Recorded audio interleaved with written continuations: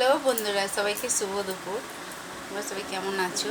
আমি খুব ভালো আছি। কেয়ারা চ্যানেলটা প্লিজ দেখতে দেখো। এখন বাজে 1:20। আজকে দেখতে চাচ্ছি চিকেন আনিনি বন্ধুরা। এই দেখো কাটাপোনা মাছ দিয়ে আলু দিয়ে ঝোল করেছি।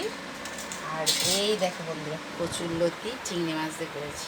কচুর লতি না, কচু শাক, কচুর ডাঁটি আর কচুর খোল দিয়ে দেখো বড় বড় চিংড়ি মাছ দিয়ে করেছি। বুঝতে পারছি বন্ধুরা, আজকে দুপুরের এই মেনু।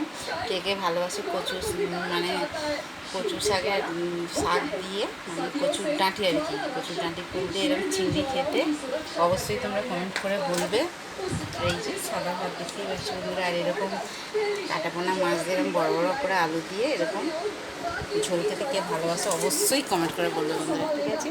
আর প্লিজ প্লিজ আমার চ্যানেলটাকে এইভাবেই সাপোর্ট করে, এইভাবেই তোমরা ভালোবাসা দিও বন্ধুরা, ঠিক আছে?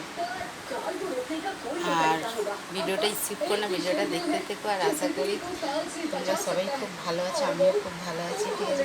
এইভাবেই আমাকে সাপোর্ট করে, এইভাবেই ভালোবাসা দিয়ে একটু, ঠিক আছে বন্ধুরা?